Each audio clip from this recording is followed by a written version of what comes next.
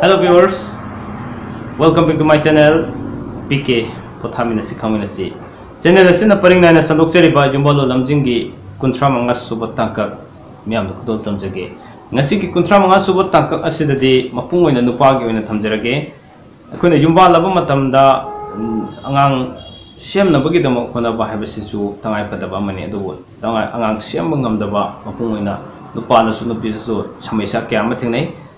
Adubo mapung oina nipada yam legan masi fambi sonbagi matang asi yamna oigali. Adubo akhoi nipagi fambi asi solibra sondabra haibagi karamna khangani haibagi matang doma ahanbada thamjage. Amadi karigumba nipagi fambi asi sonba taragadi akhoi Meetei gi layeng pathap ki matung ina kari tawraga phagalangani haibagi matang su myam kudol tamjage akhangba khar share tawjage. Adunana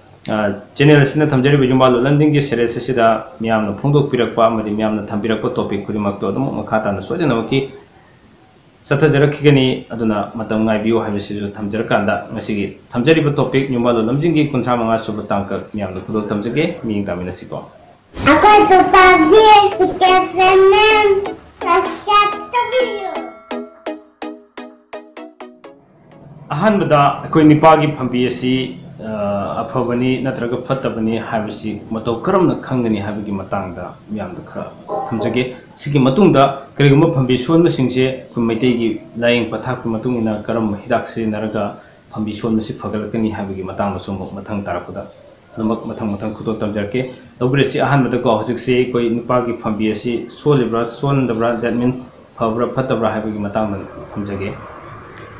Nupagi fambi asi akoina asengba amot akai yaudaba kariguma patra amada lawtholaga yengba matamda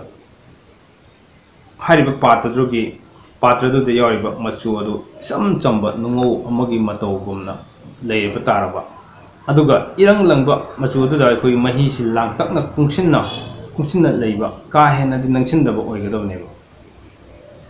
haibadi akoi nipagi leiba fambi asi aseng mani seng dabne habi koina khangi habi taragadi patramada migi class amada koina si fambi si thadara kansida magi masududi nungau nangau chang pra ngau baneba ngauru kanda aduga magi mahi se kayamu yam langthoibano amadi kayamu yam nangsilibano habi matang duneba madudai koina hariba mahi se langtakna kungsin ba haitare ko leigadaba then aduga ka hena di nangsin dabo oigadaba haitare si oiba taragadi aduga magi manam si khuhi manam oigaro aduga higai manam se kan namgadaba haitare ko si manam ajugumba leiba taragadi nupagi fambi si yamna phai habasne miyamna khudol tamjaninge si aduga karigumba koina masigi ona tainabada sangi sanggonggi isinggi mawongda toraba aduga mahiso magi charang na man ba haitare ko sigi mawongda tobu taragadi aduga mahiso irang langba adu obtagi magi fambi masu odusu ngangnai na masu oina mo oiba taragadi nupa oibagi fambi yel asi sengdre haini kon lobune ba aduga lonan masi sengdre ba fambi adugi manam so adum koi junam so hapet man ba khara dum nangani ka chamlap na toba mong ma ko adu oiba taragadi koi sum akhangai khara sum tana hubi yare ha tare aduga hari ba singi fambi sonba adigi fambi si am thokan da ba lei thok yam nem na thokpa hariba sing adudi koina Meetei gi layeng pathap khara tobu ya khara lei madu sing adudi amuk miyam do khudol tamjarki ko. Akoy Nupagi KFNM subscribe to video. Akoina khange madudi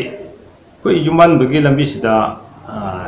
family semna bagi damta isa isu saron semna bagi damta angang mas semna mo kana bar sem tangai padabani adubu kanagumba nipa khara da labak tibadagi haibatare kuigi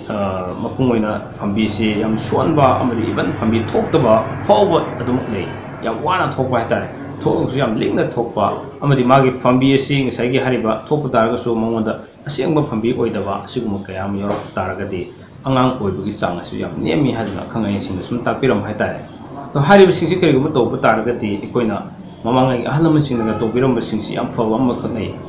kogi Meetei jen gi yirum se di yari bro mamut se kaktang lo thok piraka da mamut se ga khuhi aseng madu ne khai bir ga sam na ya thakpi ba hata matam de soina maki kogi fambi si am phagat pa nupa sing fambi si am phagat bum oigene hariba si not only koi nupa kang na nupi sing jo dum ꯈꯪꯃꯤꯟꯅ ꯍꯧꯕꯗꯤ ꯌꯥꯝ ꯇꯉꯥꯏ ꯐꯗꯕ ꯑꯃꯅꯦꯅ ꯈꯟꯖꯔꯀꯥꯟꯗ ꯉꯁꯤ ꯊꯝꯖꯕꯅꯦ ꯑꯗꯨꯒ ꯑꯇꯣꯞꯄ ꯑꯃꯁꯨ ꯂꯩ ꯁꯤ ꯅꯠꯇꯕ ꯈꯣꯏꯍꯤꯒ ꯍꯥꯏꯔꯤꯕ ꯌꯦꯟ ꯑꯃꯨꯕꯒꯤ ꯃꯔꯨꯝꯒꯤ ꯃꯃꯨꯠꯁꯤꯒ ꯅꯩꯈꯥꯏ ꯊꯛꯄꯁꯤ ꯅꯠꯇꯕ ꯑꯇꯣꯞꯄ ꯑꯃꯅ ꯄꯥꯝꯕꯤꯗ ꯕꯦꯁ ꯇꯧꯔꯒ ꯑꯩꯈꯣꯏꯒꯤ ꯎꯍꯟ ꯍꯥꯏꯗꯨꯅ ꯈꯪꯅꯕ ꯎꯍꯟ ꯍꯥꯏꯔꯤꯕ ꯄꯥꯝꯕꯤꯁꯤ ꯎ ꯃꯌꯥꯝꯗꯒꯤ ꯈ꯭ꯋꯥꯏꯗꯒꯤ ꯍꯟꯅ ꯍꯧꯋꯦꯅ ꯎꯍꯟ ꯍꯥꯏꯕꯅꯤ ꯌꯥꯝ ꯅꯦꯝꯕꯅꯤ ꯄꯥꯝꯕꯤꯗꯨ ꯍꯧꯖꯤꯛ ꯑꯩ ꯎꯠꯊꯣꯛꯆꯒꯦ ꯍꯥꯏꯔꯤꯕ ꯄꯥꯝꯕꯤ ꯑꯁꯦ ꯃꯁꯤꯁꯦ ꯑꯩꯈꯣꯏꯅ ꯊꯥꯡꯖ ꯅꯨꯃꯤꯠ ꯈꯨꯗꯤꯡꯒꯤ ꯑꯌꯨꯛ ꯑꯉꯟꯕꯗ ꯅꯨꯡꯁꯥꯁꯨ ꯊꯤꯡꯉꯒ ꯁꯣꯔ ꯊꯤꯡꯉꯕ ꯃꯇꯝꯗ ꯎꯍꯟ ꯄꯥꯝꯕꯤꯁꯤꯒꯤ ꯃꯅꯥ ꯇꯔꯦꯠꯇꯪ ꯅꯨꯡꯇꯤꯒꯤ ꯍꯦꯛꯂꯒ ꯆꯌꯣꯜ ꯑꯃꯃꯝ ꯆꯥꯔꯕꯗꯤ ꯅꯨꯄꯥꯒꯤ ꯐꯝꯕꯤꯁꯤ ꯃꯌꯦꯡ ꯇꯥꯕ ꯌꯥꯝꯅ ꯐꯩ ꯍꯥꯏꯗꯨꯅ ꯑꯍꯜ ꯂꯃꯟꯁꯤꯡꯅ ꯌꯥꯝ ꯇꯧꯕꯤꯔꯝꯃꯦ ꯍꯥꯏꯇꯥꯔꯦ ꯃꯁꯤ ꯇꯉꯥꯏ ꯐꯗꯅ ꯑꯩꯈꯣꯏ ꯈꯪꯗꯕ ꯌꯥꯗꯕ ꯈꯔ ꯑꯗꯨꯝ ꯂꯩꯕꯅꯤ ꯍꯣꯏ ꯉꯁꯤ ꯁꯥꯏꯟꯁꯀꯤ ꯂꯝꯗ ꯆꯥꯎꯈꯠꯂꯕꯅꯤꯅ ꯍꯣꯁꯄꯤꯇꯥꯜꯗꯒꯤ ꯗꯣꯛꯇꯔꯗꯒꯤ ꯏꯕꯤꯔꯛꯄ ꯈꯣꯠꯄ ꯐꯒꯠꯅꯕ ꯈꯣꯠꯅꯕ ꯂꯝꯕꯦꯜ ꯃꯌꯥꯝ ꯂꯩ ꯁꯣ ꯃꯦꯅꯤ ꯊꯤꯡꯁ ꯑꯗꯣ ꯍꯥꯏꯔꯤꯕ ꯃꯌꯥꯝꯁꯤꯡꯁꯦ ꯉꯝꯖꯗꯕꯁꯤꯡ ꯀꯥꯡꯂꯨꯞꯁꯤꯡꯗꯗꯤ ꯁꯤꯒꯨꯝꯕ ꯄꯥꯝꯕꯩꯁꯤꯡꯁꯤ ꯈꯔ ꯑꯗꯨꯝ ꯁꯤꯖꯤꯟꯅꯕꯤꯔꯒ ꯌꯦꯡꯕꯤꯕꯁꯨ ꯌꯥꯝ ꯇꯉꯥꯏ ꯐꯗꯦ ꯁꯣꯏꯗꯅꯃꯛꯀꯤ ꯃꯥꯏ ꯄꯥꯛꯀꯅꯤ ꯍꯥꯏꯕ ꯋꯥꯐꯝ ꯑꯁꯤ ꯉꯁꯤ ꯄꯤꯀꯦ ꯆꯦꯅꯦꯜꯗ ꯃꯤꯌꯥꯝꯗ ꯊꯝꯖꯒꯦ ꯋꯥꯐꯝ ꯈꯔꯁꯤꯒ ꯂꯣꯏꯅꯅ ꯉꯁꯤꯒꯤꯗꯃꯛꯇꯗꯤ ꯌꯥꯝ ꯁꯥꯡꯅ ꯊꯝꯖꯔꯣꯏꯒꯦ ꯌꯨꯝꯕꯥꯂꯣꯟ ꯂꯝꯖꯤꯡꯒꯤ 35 ꯁꯨꯕ ꯇꯥꯡꯀꯛꯁꯤꯗ ꯊꯝꯖꯔꯤꯕ ꯇꯣꯄꯤꯛ ꯑꯁꯤ ꯅꯨꯄꯥꯒꯤ ꯑꯣꯏꯅ ꯍꯥꯏꯔꯤꯕ ꯃꯔꯨꯑꯣꯏꯕ ꯇꯣꯄꯤꯛꯅꯤ ꯈꯟꯖꯔꯀꯥꯟꯗ ꯉꯁꯤ ꯃꯤꯌꯥꯝꯗ ꯈꯨꯗꯣꯜ ꯇꯝꯖꯕꯅꯤ ꯃꯊꯪꯒꯤ 33 ꯁꯨꯕ episode ꯑꯃꯃꯨꯛ ꯇꯣꯄꯤꯛ ꯑꯇꯣꯞꯄ ꯄꯨꯗꯨꯅ ꯂꯥꯛꯆꯒꯦ ꯍꯥꯏꯕꯗꯤ ꯑꯅꯧꯕ ꯇꯣꯄꯤꯛ ꯑꯃꯃꯨꯛ ꯄꯨꯗꯨꯅ ꯂꯥꯛꯆꯒꯦ ꯃꯇꯝ ꯑꯗꯨ ꯐꯥꯎꯕꯒꯤ ꯑꯣꯏꯅꯗꯤ ꯄꯤꯀꯦ ꯆꯦꯅꯦꯜꯅ ꯑꯗꯣꯝꯕꯨ ꯌꯨꯝꯕꯥꯂꯣꯟ ꯂꯝꯖꯤꯡꯅ ꯑꯗꯣꯝꯕꯨ ꯈꯥꯏꯅꯅꯕ ꯌꯥꯊꯪ ꯅꯤꯖꯔꯒꯦꯀꯣ ꯄꯤꯅꯕꯤꯔꯁꯤ